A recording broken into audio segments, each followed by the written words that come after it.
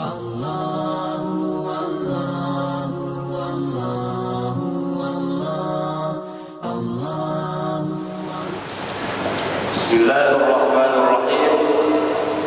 Assalamualaikum warahmatullahi wabarakatuh. Alhamdulillahilladzi biyadihil mulku wa huwa ala kulli syai'in qadir. Wa asyhadu an la ilaha illallah wa asyhadu anna sayyidana Muhammadan abduhu wa rasuluh. Allahumma salli ala Muhammadin wa ala ali Muhammad kama sallaita ala Ibrahim wa ala ali Ibrahim innaka Hamidum Majid. Wa barik ala Muhammadin wa ala ali Muhammad kama barakta ala Ibrahim wa ala ali Ibrahim innaka Hamidum Majid. Amma ba'd, faqad qala Allah ta'ala fil Qur'anil azim. A'udzu billahi minasy syaithanir rajim. Bismillahirrahmanirrahim. Ya ayyuhalladzina amanu ittaqullaha haqqa tuqatih wa la tamutunna illa wa antum muslimun. Shadaqallahul aliyyul azim. Ma'asyiral muslimin wal muslimat yang kami muliakan, pada subuh hari ini saya akan membahas hadis-hadis persoalan masalah etika kepada orang-orang kafir, adab kita kepada orang-orang kafir. Nah, hadirin yang kami muliakan, Allah Subhanahu wa ta'ala berfirman dalam hadis qudsi, ya ibadi, wahai hamba-hambaku, inni haramtu zulma, sesungguhnya saya mengharamkan kezaliman, ala nafsi, kepada diriku, wa ja'altuhu bainakum muharraman fala tazalamu, dan saya menjadikan di antara kalian diharamkan, fala tazalamu, maka janganlah engkau saling menzalimi. Nah, hadis kursi ini memberikan penjelasan kepada kita semuanya bahwa Allah Subhanahu wa ta'ala memerintahkan kita untuk berbuat adil. Allah memerintahkan kita untuk berbuat baik tanpa memandang agama. Maka Rasulullah sallallahu alaihi wasallam mengatakan, man azazimiyan fa ana khasmuhu yaumal qiyamah. Barang siapa yang menyakiti orang zimmi, maka saya yang menjadi lawannya nanti di akhirat. Nah, hadirin yang kami muliakan, orang kafir itu ada dua. Hadirin yang kami muliakan, perlu kita dulu perjelas bahwa istilah kafir itu memang ada dalam Al-Quran, tapi ada yang mengatakan jangan dipanggil kafir karena panggil saja non muslim. Saya kira kalau kita memanggil kafir tidak jadi masalah, karena ini bahasa Al-Quran. Siapa yang dimaksud dengan orang kafir? Orang yang tidak mengakui kebenaran Islam. Jadi seluruh orang yang tidak mengakui Islam itu agama yang benar, orang kafir semua itu. Dan kita tidak boleh menganggap bahwa kalau kita mengatakan kafir, kita ini radikal, tidak. Karena mereka juga di dalam kitabnya seperti orang Kristen, dalam kitab Injil menganggap kita ini orang Islam adalah domba yang tersesat. Dan seperti itu, tapi terserah mereka, tidak jadi masalah karena peraturan agama memang dia. Bahkan orang Yahudi itu menganggap orang-orang yang tidak beragama Yahudi, mereka menganggap lebih hina daripada binatang. Tapi itu urusan mereka karena aturan agamanya seperti itu, kan kita juga orang Islam seperti itu. Jadi hadirin yang kami muliakan, yang dimaksud dengan orang zimmi itu sebenarnya ahlul kitab, itu orang Yahudi dengan orang Nasrani yang tidak memusuhi, tidak memerangi orang Islam. Itu yang dimaksud orang zimmi. Karena orang kafir itu ada dua, ada zimmi, ada harbiyah. Ada orang kafir yang hidup bersama kita, seperti sekarang di Indonesia ini kan, ada orang Yahudi, ada orang Kristen, ada Konghucu, ada Buddha, ada Hindu. Itu bisa dinamakan orang zimmi. Orang zimmi yang tidak mengganggu kita. Yang dinamakan harbi itu Netanyahu bersama anggotanya. Itu yang memerangi orang Islam. Walaupun di Palestina bukan perang agama, tapi mayoritas orang Islam yang dibunuh di sana. Nah, jadi hadirin yang kami muliakan, kita juga lihat baru-baru ini, saya lihat ketika datang Paus Fransiskus ya, yang sangat disoroti orang Guruta Profesor Dr. Nasaruddin Umar, ketika dia jabat tangan dan mencium kepalanya Paus Fransiskus mencium tangannya Pak Prof, banyak orang yang mencelah dia. Hentikan, katanya, menjadi imam besar, dia katanya orang munafik. Ada yang mengatakan bahwa dia sudah kafir dan lain sebagainya. Nah, makanya di dalam kitab ini Minhajul Muslim yang ditulis oleh Abu Bakar Jabir Al-Jazairi, dan ada juga kitab adab tentang apa namanya, di sini disebutkan, Pak, kita perlu pelajari ini. Apa sebenarnya yang harus kita perbuat dengan non muslim? Yang pertama etikanya, tarkul lahum hurriyatat tadayyun wa tarku kulli syahsin yahtaqidu ma syaa. Kita sebagai orang Islam itu, kalau kita melihat orang-orang non muslim yang tidak memusuhi orang Islam, tidak boleh kita mengganggu mereka. Kita biarkan mereka melaksanakan aturan agamanya sendiri dan membiarkan mereka merdeka melakukan peraturan agamanya. Dia nawat dingi ganggu karistengnya, tolotangnya agama ini tidak boleh.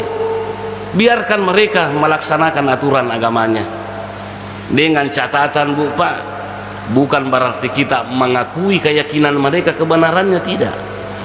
Tapi kita orang Islam tetap kita harus berprinsip inna dina indallahil Islam. Itu prinsipnya, bahwa agama yang diridhoi Allah cuma agama Islam, tidak ada yang lain. Maka Allah Subhanahu wa taala mengatakan dalam Al-Qur'an itu, wa may yabtaghi ghairal islami dinan fala yuqbala minhu wa huwa fil akhirati minal khasirin. Barang siapa yang memeluk agama selain agama Islam, maka dia termasuk orang rugi di akhirat. Kenapa dia rugi? Karena dia tidak diterima oleh Allah Subhanahu wa taala. Di dalam surah Al-Maidah, Allah Subhanahu wa taala berfirman, "Al-yauma akmaltu lakum dinakum wa atmamtu 'alaikum ni'mati wa raditu lakumul Islam madina." Agama Islam sudah sempurna. Jadi oleh karena itu, kita sebagai orang-orang Islam tidak boleh mengganggu mereka. Nah, inilah yang dikatakan Rasulullah sallallahu alaihi wasallam, "Man azazimiyan fa ana khasmuhu yaumal qiyamah." Barang siapa yang mengganggu orang-orang zimmi, non muslim yang tidak mengganggu orang Islam, fa ana khasmuhu yaumal qiyamah, saya lawannya nanti di akhirat.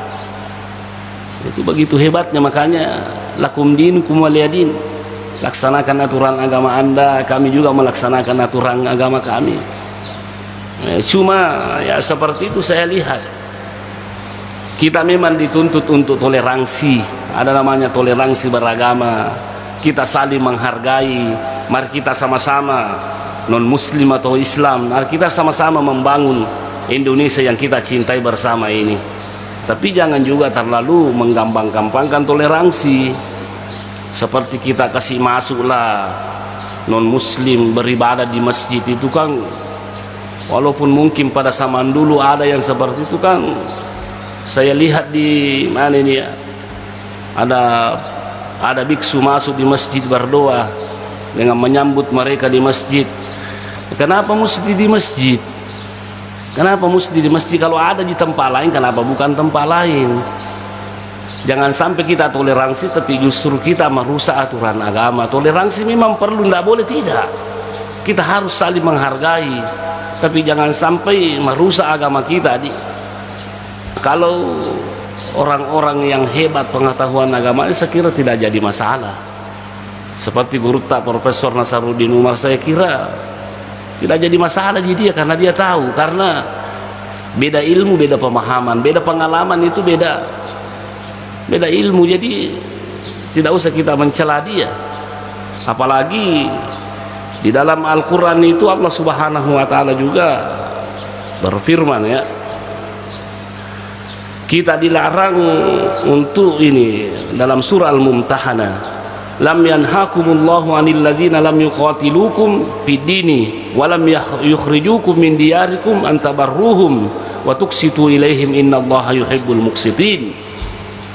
Ya, Allah Subhanahu wa ta'ala tidak melarang orang-orang Islam itu berbuat baik kepada non muslim selama dia tidak memerangi kita dan tidak mengusir kita dari negara kita. Tidak jadi masalah kita berbuat baik sama mereka. Malahan Allah memerintahkan untuk berbuat adil kepada mereka.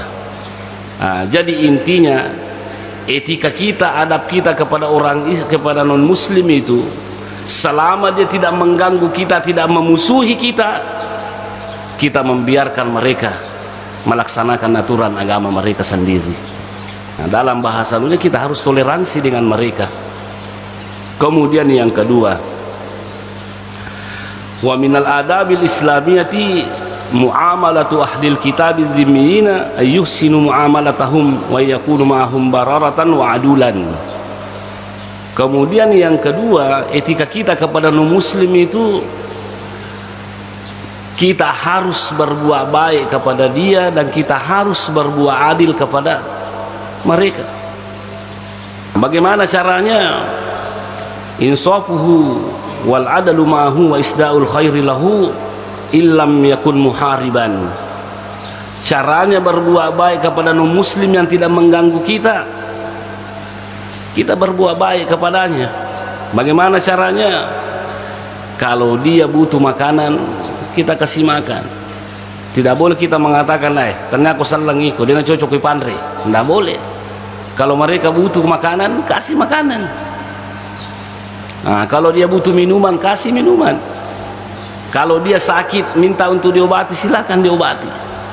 Tidak jadi masalah. Tidak jadi masalah. Kalau dia umpamanya kecelakaan, kita bantu mereka. Itulah aturan ajaran agama Islam. Jadi intinya saya lihat, kita diperintahkan untuk membiarkan mereka melakukan ajaran agamanya, tapi bukan berarti kita harus meyakini keyakinannya bahwa itu keyakinan yang benar. Karena kapan kita meyakini keyakinannya bahwa itu juga kebenaran, maka kita ini bukan lagi orang Islam. Kita sudah keluar dari ajaran agama Islam. Jadi makanya biarkan dia melakukan aturan agamanya. Kemudian hadirin yang kami muliakan, selanjutnya yarhamuhu birrahmatil ammah. Kita juga diperintahkan untuk melakukan rahmat umum. Apa artinya? Allah memerintahkan kita saling menyayangi, bukan hanya orang Islam yang kita sayangi, semuanya. Tidak boleh kita sayang, tidak boleh kita membeda-bedakan orang. Maka inilah dalam Al-Quran, ketika saya lihat Guru Tabarruk Nasaruddin Umar dikritik, ya, dia mengeluarkan ayat surah Al-Isra ayat 70. Walaqad karramna bani Adam wa hamalnahum fil barri wal bahri wa razaqnahum minat thayyibati wa faddalnahum ala katsirin mimman khalaqna tafdila. Ayat ini yang mereka pakai. Dia pakai, ya, walaqad karramna bani Adam, sungguh kami telah memuliakan manusia.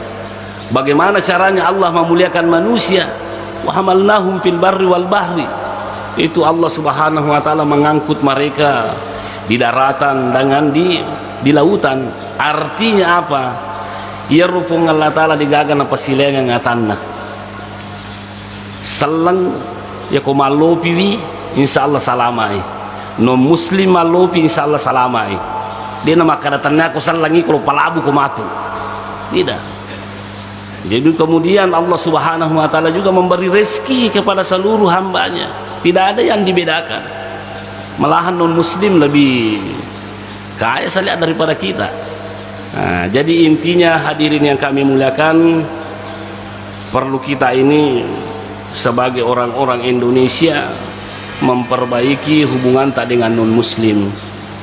Kalau perlu tunjukkan kepada mereka bahwa kita ini adalah orang Islam, bukan orang teroris. Bukan kita ini radikal. saya lihat itu yang ingin ditunjukkan dia kepada dunia, bahwa umat Islam itu bukan orang radikal.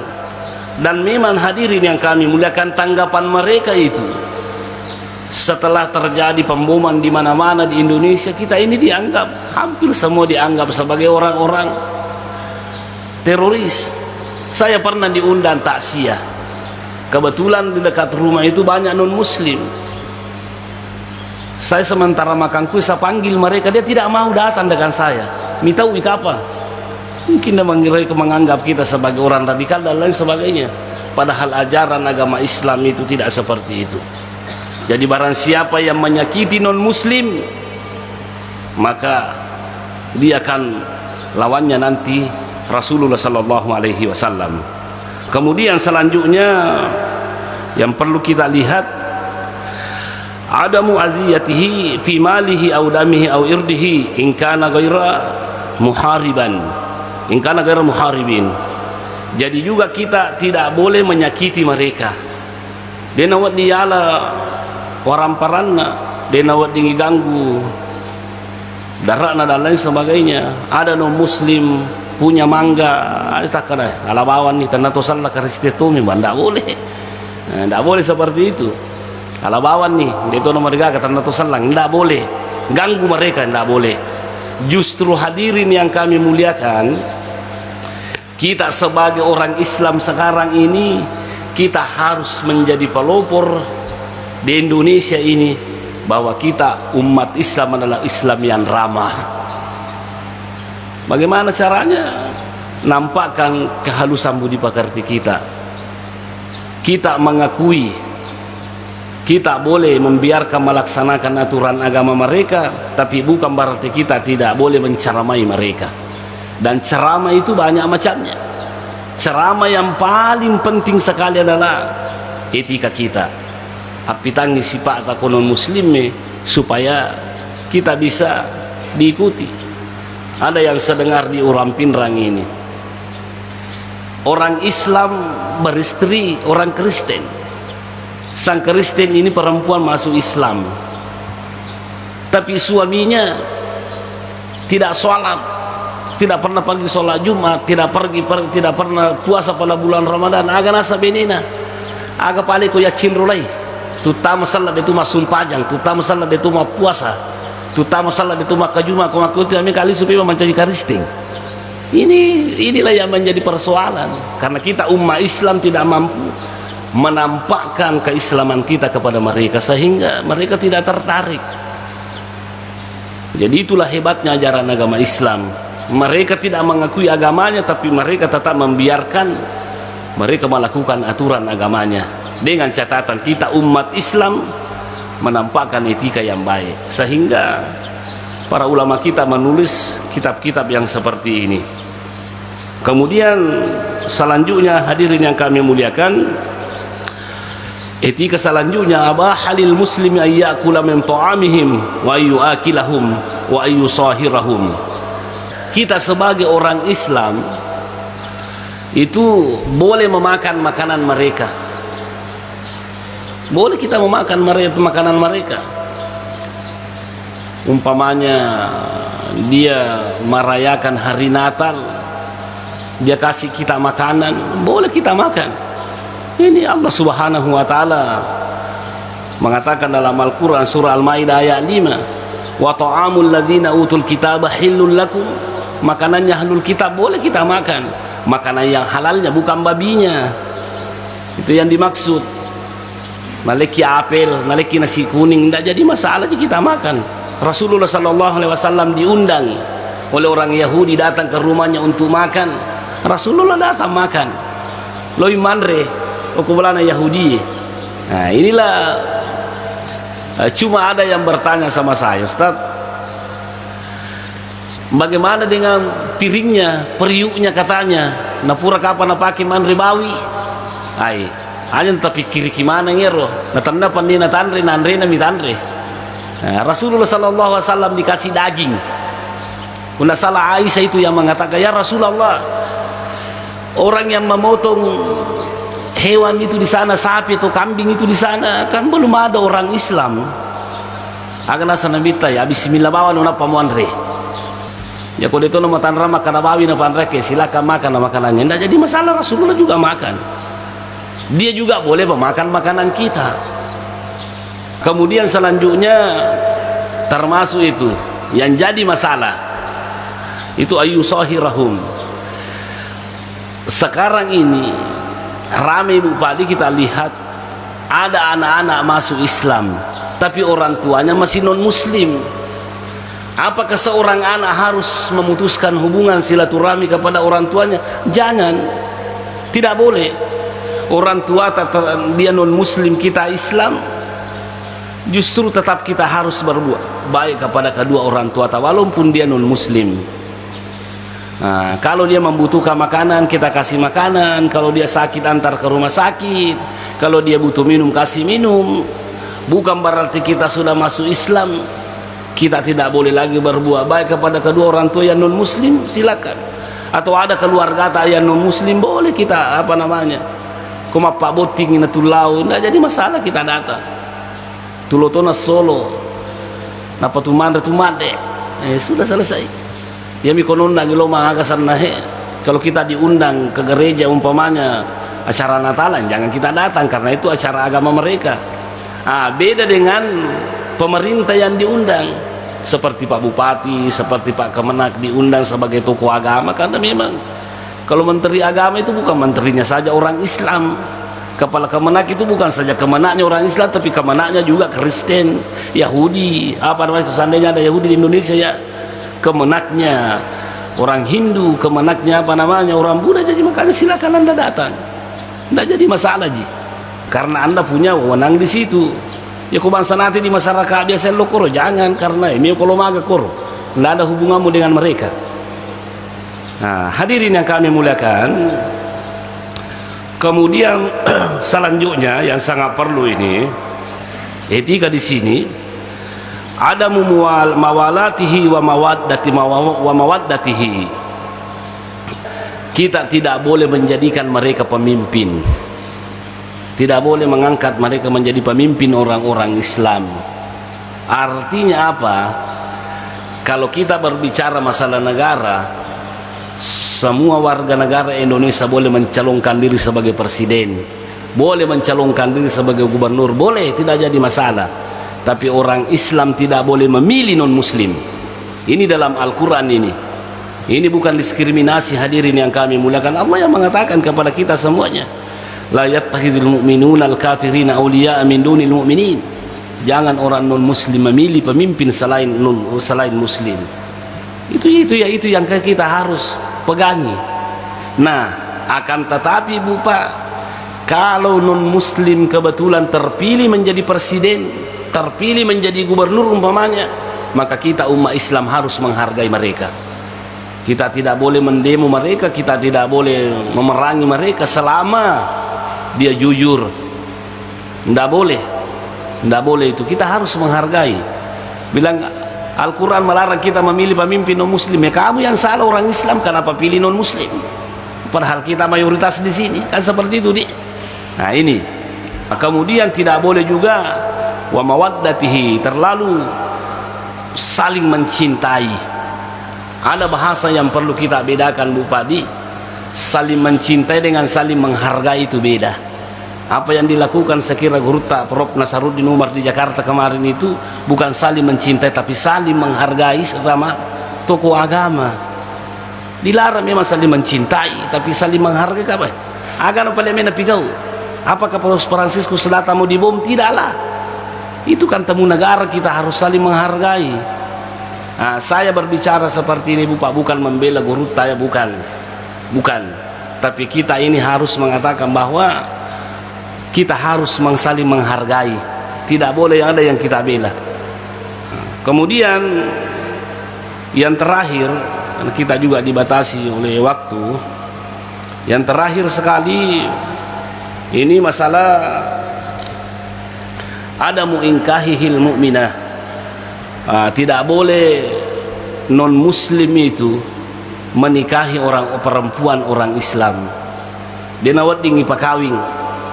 Tidak boleh non muslim itu apakah Yahudi, Kristen, Yahudi, Buddha dan lain sebagainya menikahi perempuan Islam. Kalau dia mau menikahi perempuan Islam, mereka harus masuk Islam.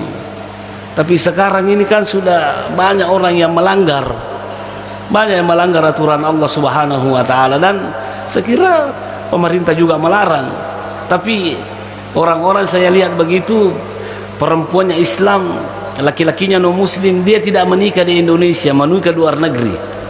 Terserah Anda nanti bertanggung jawab di hadapan Allah Subhanahu wa taala. Nah, jadi hadirin yang kami muliakan, masih banyak sebenarnya etika kepada orang Islam, kepada non muslim. Tapi karena kita dibatasi oleh waktu, mungkin ada yang mau bertanya, saya kasih kesempatan. Silakan. Terima kasih atas kesempatan yang diberikan. Tabe Ustaz, tadi sudah dijelaskan bahwa kita ini umat Islam Muslim bisa memakan hasil potongan ataukah hasil masakan dari ahlul kitab non Muslim. Terus yang kedua, bisa laki-laki Muslim mengawini perempuan non Muslim. Yang saya pertanyakan Ustaz, tabe batasan ahlul kitab, apakah di era sekarang ini masih bisa tergolong ahlul kitab? Apakah semua agama yang berpedoman kepada kitabnya masing-masing dapat dikatakan ahlul kitab, termasuk saudara-saudara kita Tolotang? Itu pertanyaan saya, Ustaz. Terima kasih. Ya, yang pertama pertanyaan masalah potongannya non muslim ya. Yang dibolehkan sebenarnya makan potongannya itu cuma Yahudi dengan Kristen, karena itu yang dimaksud dengan ahlul kitab. Kristen dengan Yahudi atau Nasrani ya, Nasrani sebenarnya, Nasara atau Masehi, itu yang dinamakan ahlul kitab. Ahlul kitab itu cuma Yahudi dengan Nasrani, itu yang lain bukan ahlul kitab. Bukan ahlul kitab, itu yang kami pahami selama ini. Mungkin ada pendekatan-pendekatan lain bahwa yang dimaksud dengan ahlul kitab seluruh agama yang punya kitab. Tapi kalau saya berkeyakinan bahwa yang dimaksud dalam ahlul kitab dalam Al-Quran itu cuma dua, yaitu Yahudi dengan Nasrani. Nah sekarang ini apakah mereka masih dinamakan ahlul kitab? Semenjak Nabi Muhammad itu ada, memang itu kitab Injil sudah berubah, tidak sama lagi aslinya, tapi dia masih tetap dianggap ahlul kitab.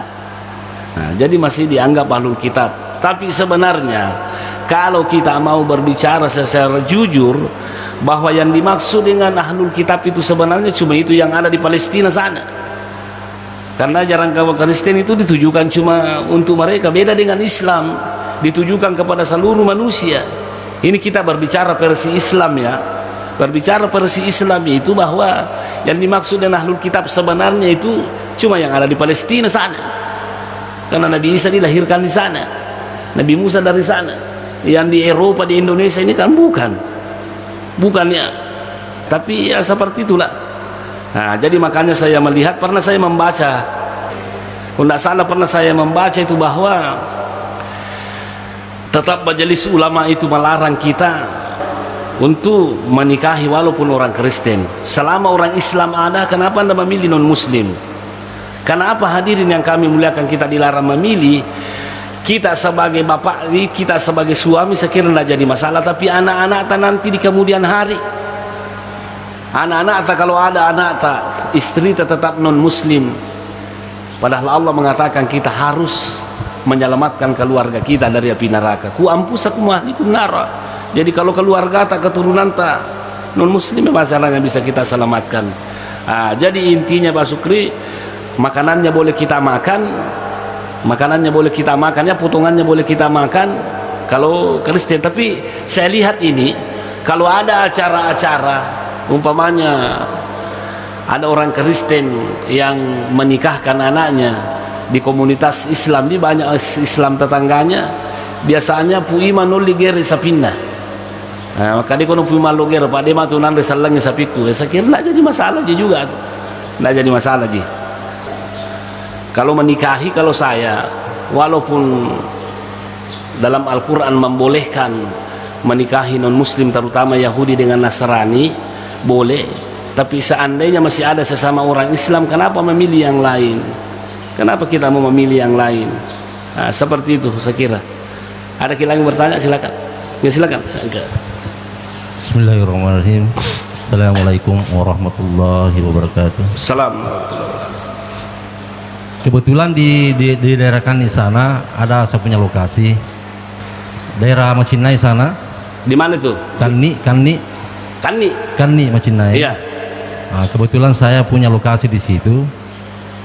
Lokasi? Ya, Iya. lokasi. Iya. Ada rumah saya di dalam.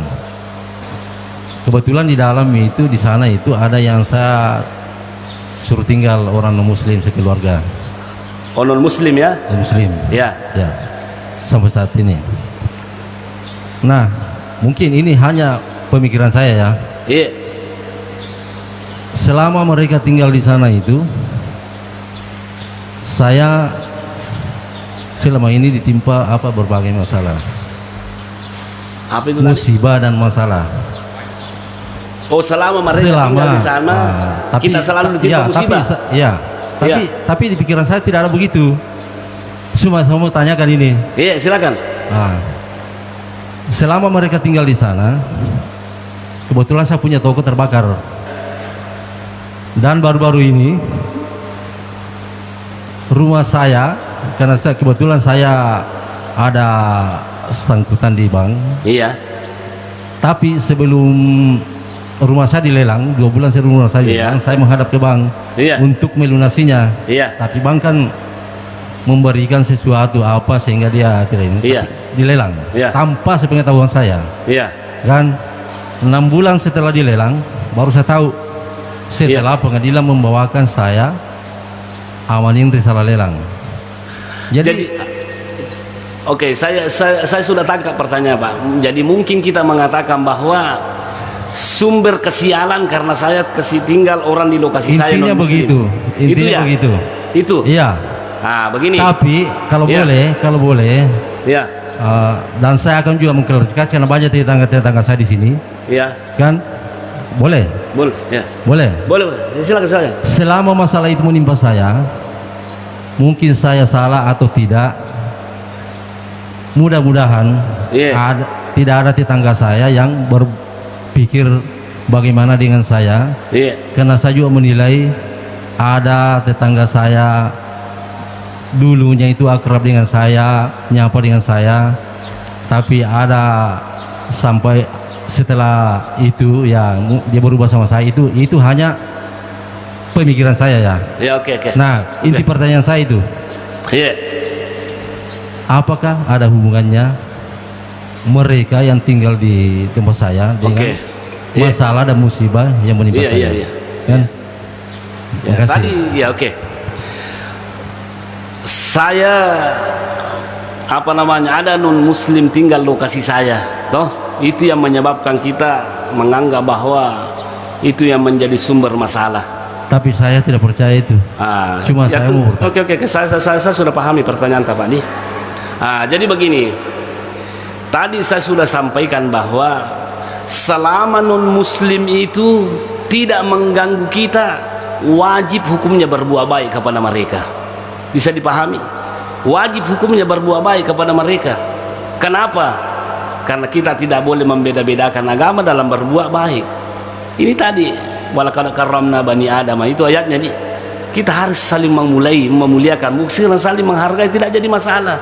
Justru itulah yang saya arahnya pembahasan saya itu Pak begitu, bahwa walaupun non muslim kita harus hargai. Dan tolong diingat Pak ya, bukan hanya membiarkan mereka melakukan aturan agamanya, tapi kita juga tetap membolehkan mereka mengkonsumsi makanan yang dibolehkan dalam agamanya. Non muslim umpamanya orang Kristen, dalam agamanya tidak dilarang makan babi, tidak dilarang minum minuman keras umpamanya. Maka kita orang Islam itu tidak boleh mengganggu mereka. Biarkan mereka minum minumannya sendiri, biarkan mereka makan makanan sendiri. Yang penting tidak mengganggu kita. Nah, tidak jadi masalah Ji.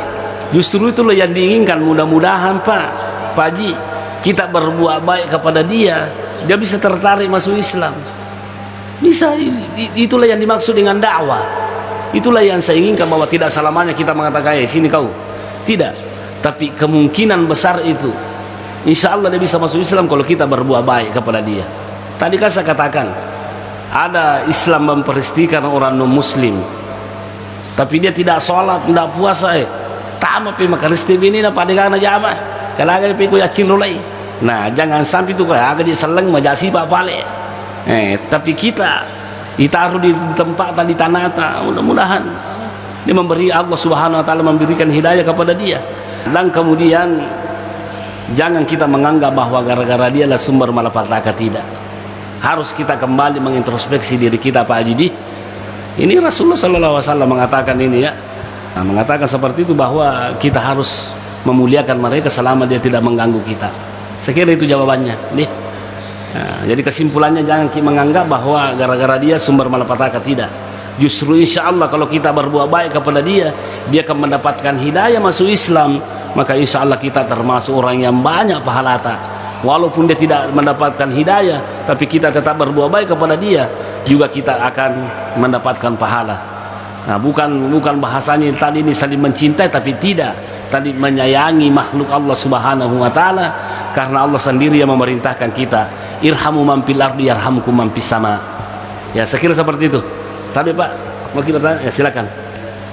Assalamualaikum warahmatullahi wabarakatuh. Salam. Ya, langsung pertanyaan tak?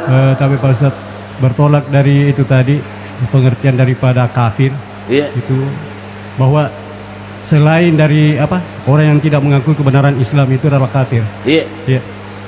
Kemudian kalau kita mensolimi orang non muslim, orang kafir, itu kita akan berhadapan dengan Nabi di akhirat nanti. Terus ada begini Pak Ustaz, dari kaum muslim sendiri itu kalau melihat yang ceramah itu bukan ustadznya, dia akan keluar. Apa itu? Ada dari golongan kita. Oh ya. Kalau misalnya ada ceramah dan bukan dari golongannya, dia akan keluar. Terus dia tidak sholat kalau bukan masjidnya. Ini ekstrim sekali ini Ustadz. Jadi yang saya pertanyakan Pak Ustadz, memang ada dalilnya kah? Dari mana yang dipakai ini orang-orang seperti ini? Oke. Hanya itu Pak Ustadz. Nah, kalau orang kafir tidak boleh diganggu. Kapan kita ganggu orang kafir ini dari itu tadi? Maka kalau tidak mengganggu kita, maka Rasulullah yang menjadi lawan kita nanti di akhirat. Nah, pertanyaannya Bapak, ada dari golongan kita orang Islam itu, kalau bukan ustaznya, dia keluar. Dia tidak mau mendengarkan. Islam salah itu. Islam bodoh. Itulah Islam yang bodoh seperti itu. Kenapa saya mengatakan Islam yang bodoh mereka? Karena sekarang ini Rasulullah SAW sudah meninggal dunia. Jadi apa maksudnya? Hadis dengan Al-Quran masih ada. Jadi makanya orang-orang yang seperti itu Islam bodoh sebenarnya saya bilang. Kenapa? Itu ustazmu yang ceramah juga bukan Nabi. Itu yang menjadi masalah. Yang menjadi masalah itu yang orang yang seperti itu, yang dibodoh-bodohi, yang tidak pernah mendengarkan sekolah belajar agama. Coba kata aja kalau Ustaz Abdullah Wahab ceramah suku magai bukan kelompok tak. Inilah orang seperti inilah yang tidak benar sebenarnya. Islam seperti inilah yang merusak Islam. Nabi Muhammad datang itu mempersatukan manusia, tapi dia mengotak-otak-atik. Kalau persoalan masalah khilafiyah, persoalan misalnya perbedaan pendapat, mau tidak mau kita harus akui pasti ada. Kenapa Anda tidak mau mengakui?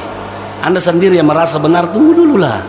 Makanya rajin-rajinlah di tempat ini. Saya mengajak kepada kita semuanya, aja nasi di ceramah Angkalinga. Angkalinga mana nih? Angkalinga mana nih? Saya kasih tahu orang itu yang menyalahkan guru tak berpernah Nasruddin Umar, Anda harus tabayun dengan mereka. Jangan menuduh orang. Islam saya menganggap orang-orang seperti itu adalah orang Islam tidak benar, Pak Haji. Orang yang seperti itu Islam yang tidak benar yang seperti itu. Kita dilarang mengkultuskan ulama kita, justru mereka mengkultuskan gurunya. Gurunya Ustaz Seminasa cocok dan lain sebagainya. Salah itu. Salah, pokoknya salah besar. Nah, coba kita sama-sama, kalau memang ada kesalahan, mari kita sama-sama Saya berbicara di hadapan ini, kalau ada yang kurang baik kita dengar, tolong klarifikasi sama saya. Jangan cuma menuduh fasik, ustaz bid'ah, ustaz subhat, jangan. Nah, karena mereka itu orang-orang seperti itulah orang sombong, karena mereka menganggap dirinya lah yang paling benar, menganggap dirinya yang paling sunnah dan lain sebagainya, sehingga orang-orang yang berbeda dengan dia tidak menerima. Justru itu salah, itu kesalahan. Coba seperti ini, saya bukan, saya alumni Mesir, tapi saya Minhajul Muslim saya baca. Siapa ini Minhajul Muslim? Ini gurutan Abu Bakar Jabir Al-Jazairi, dia mengajar di Masjidin Nabawi di Madinah. Orang mengatakan, alumni Asar kau masa buku Madinah kau baca, apa salahnya? Nah, pada kisah lang, pada kisah lang. Selama itu kebenaran, kenapa kita tidak mau menyampaikan? Nah, jadi orang-orang Pak yang seperti itu jangan diikuti, jangan diikuti deh. Nah, mari kita Islam sekarang ini perlu kita pada non muslim saja kita harus harga, apalagi sesama kita yang mengakui bahwa Allah Ta'ala puata Nabi Muhammad Nabi tanah pada muki. Ayo kita kembali kepada Al-Quran dengan sunnah. Memangnya kami ini mengikuti kitab Injil, memangnya kami ini mengikuti kitab Taurat. Nah, Al-Quran juga kita ikuti. Nah, jadi karena pertanyaan kita seperti itu, ya itu jawabannya. Jadi jangan ikuti orang seperti itu, karena juga dia tidak mau mengikuti kita. Ya, silakan. Oh, tidak ada dalilnya Ustaz itu. Tidak ada dalil yang diikuti itu. Artinya tidak ada penegasan. Dalil yang diikuti mereka itu kullu muhdatsatin bid'ah wa kullu bid'atin dhalalah wa kullu dhalalatin finnar. Man amila amalan laisa alaihi amruna fahuwa raddun. Apa artinya itu? Kita semua ini dianggap ahlu bid'ah. Karena kita bermaulid, kita berdoa berjamaah, kita barasanji, itulah sehingga mengatakan tidak boleh diikuti ahli bid'ah. Kalau sudah diingatkan, kalau salah Syekh Fauzan bin Fauzan itu dari Arab Saudi mengatakan, kalau ahli bid'ah sudah diingatkan tentang kebidahannya, tapi mereka kekal dalam kebidahannya, tidak mau merubah, tinggalkan mereka. Nah, kita seperti inilah yang dianggap ahlu bid'ah. Nah, makanya mereka meninggalkan kita, panasaki ahli bid'ah, karena kita bermaulid, kita barasanji, kita apa. Ya, janganlah seperti itu. Jadi nasihat saya, mari kita lah saling menghargai. Antum rijal wa nahnu rijal. Kamu punya dalil, kita juga punya dalil. Kau punya ayat, kita juga punya ayat. Makanya umat Islam ini harus pakai jaki asidiat, tak jangan sampai kita gara-gara persoalan seperti ini itu orang-orang yang benci kepada Islam itu mengadu domba kita, sehingga apa yang terjadi di negara Arab sana bisa hancur. Dan saya khawatir Pak, memang ini ya, saya pernah dikasih tahu orang, Ustaz kalau kau ceramah singgung persoalan masalah bid'ah, bilang kenapa itu perlu disinggung? Itu katanya bom waktu. Maksudnya bom waktu. Kalau terlalu banyak memahami seperti ini, saling menyalahkan orang, bahaya. Coba Pak, persoalan masalah maulid ya, kita lihat di Facebook, orang-orang anti maulid itu pokoknya ada sisa gak tujuannya. Kamu katanya itu bermaulid bukan memperingati hari kelahirannya Nabi, tapi memperingati hari kematiannya. Apa itu katanya hari kematiannya Nabi Muhammad? Sudah jelas itu, hari Senin. Hari kelahirannya Nabi Muhammad katanya tanggal 11 Rabiul Awal, masih diperselisihkan. Caranya orang menghancur mau itu katanya maulid. Pak, itu maulid. Orang Syiah yang melakukan pertama kali seperti itu. Itu katanya barasanji, banyak hadis palsu di sana. Kenapa Anda berdiri kalau membaca seperti ini? Nah, orang-orang yang bermaulid juga marah dikasih tahu seperti itu. Apa kata mereka? Kita gembira ketika Nabi Muhammad lahir, yang sangat marah ketika Nabi Muhammad lahir adalah iblis. Itu artinya apa? Ini bahasa yang seperti ini, provokator ini. Saya mohon maaf ya, bukan saya yang bilang seperti itu bahwa orang-orang anti maulid iblis, tidak. Saya cuma membaca di Facebook, karena mereka juga sudah gerah marah, selalu dianggap ahlu bidah dan lain sebagainya. Nah, jadi intinya Pak, jangan seperti itu. Aja, mari kita saling menghargai. Selama Allah itu Saya juga kan Allah Tuhan saya, Al-Quran juga kitab saya, Sunnah juga kitab saya. Tapi ya sudahlah, kalau mereka tidak mau mengikuti kita ya sudah. Nah, nanti kita asurimon di pimati pakai makanan ini gak cocok. No? Nah, saya kira seperti itu. Karena sudah lewat waktunya ini. Nanti saya kira komil kimakutana ya apa sih? Karena sudah lewat jam 6. Hadirin yang kami muliakan, kesimpulan dari pengajian ini, mari kita sama-sama sebagai orang Islam, kesimpulan terakhir, sebagai orang Islam, mari kita menampakkan kepada non-muslim bahwa Islam sejati itu wa innaka la'ala khuluqin azim. Kita ini menampakkan akhlak yang baik. Wa ma arsalnaka illa rahmatan lil alamin. Nabi Muhammad diutus tidak ada lain kecuali membawa rahmat, akhlak yang baik, etika yang baik. Ya, saya kira seperti itu. Amin. Bismillahirrahmanirrahim. Alhamdulillah wassalatu wassalamu ala Rasulillah. Rabbana zalamna anfusana wa illam taghfir lana wa tarhamna lanakunanna minal khasirin. Rabbana ighfir lana wa li ikhwanina alladhina sabaquna bil iman wa la taj'al fi qulubina ghillan lil ladzina amanu rabbana innaka ra'ufur rahim. Allahumma inna nas'aluka al-huda wa tuqa wal afafa wal ghina. Rabbana atina fid dunya hasanah wa fil akhirati hasanah wa qina azabannar. Subhana rabbika rabbil izzati amma yasifun wa salamun alal mursalin walhamdulillahi rabbil alamin. Al-Fatihah. Suratul ladzina an'amta alaihim. Alhamdulillahi rabbil alamin. Assalamualaikum warahmatullahi wabarakatuh.